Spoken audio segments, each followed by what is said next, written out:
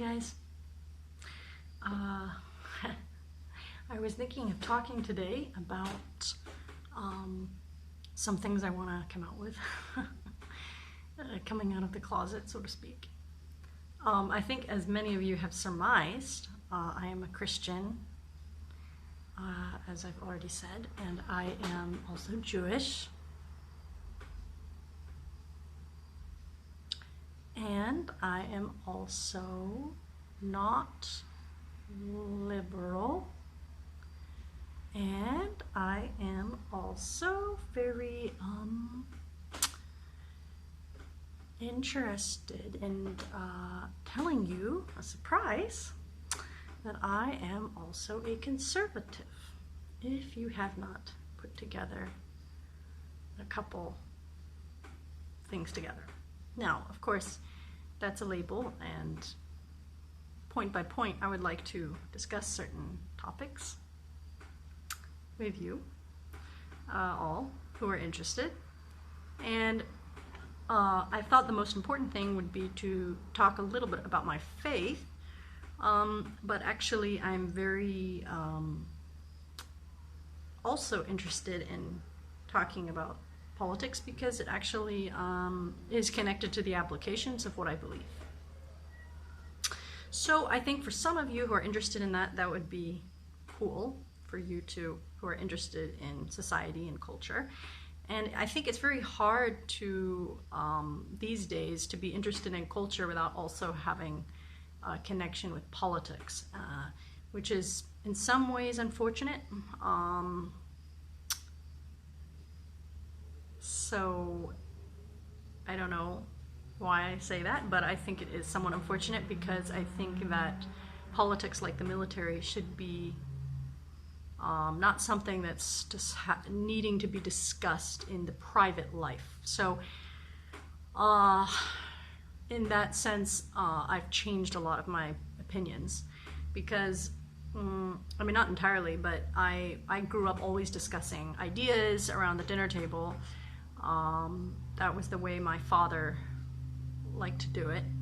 So we would always be discussing the news or topics of interest and debating or discussing these things. And I come from a large family, and so we all have very many different opinions, and we all love to talk. And so definitely things could get very interesting discussions, put it that way. When I moved to Vienna, when I moved to Austria, I realized a lot of people don't like to discuss in the same way that my family did, and as a matter of fact, a lot of people don't like to discuss politics. And I understand why, because now I realize that, you know, politics involves a lot of decision making, and not everyone has the time and the energy and the effort and the emotional investment to either make those decisions or to discuss those decisions and defend those positions against those who disagree, for example. I also kind of lost some of my emotional energy a little bit many years ago, maybe in 2012, and I went kind of off the grid a little bit. In a small way. I just went off social media. I left my social media, and I, actually in a big way, I never looked at anything in the news or the media for several years. So I just started reading philosophy, or Plato and Aristotle. That was, and the Constitution, and Adam Smith's Wealth of Nations, whatever. So I just went off the grid. I was like, you know what, forget it. I'm tired of, it wasn't that I'm tired of politics, I'm just tired of the superficiality of how people approach things without deeply looking at the things that we're actually talking about and disagreeing about, such as the free market or capitalism, so-called, and socialism, so-called. I use those apostrophes because apparently people have all kinds of definitions, and it would be nice if we found out, first of all, how we're actually defining our terms before we end up arguing about them. That's one point to make.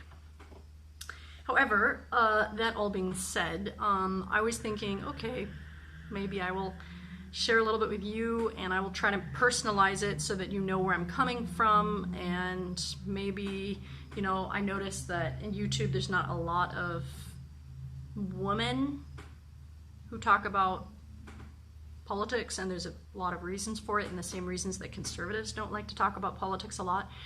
And part of that is, like I said before, because it's good to engage in ideas, but as far as personal life, and I think a lot of people who are on Facebook have said things like, I don't want to see politics, this is upsetting to me. And a lot of Americans are realizing that it's very uncomfortable and divisive at times to talk about politics, which is why I am totally against democracy, by the way, which America was not a democracy, and it never should be. And there's that reason for that, because every single person feels stressed and feels like they have to be a part of a discussion they don't want to be a part of. They have to make decisions they don't want to be a part of. That's the whole reason why, oops, I'm talking about political theory already. Okay, so that's for another topic, which is why I don't believe in democracy and why it ruins families, friendships, and all kinds of things. It adds stress. I should say it doesn't ruin, but it adds a ton of stress. It creates turmoil and pain in many, many ways. And on the other hand, you may ask, well, why are you starting a YouTube channel? And that is just for those who are interested. So you don't have to watch if you don't want to. And I think that will be cool. Bye.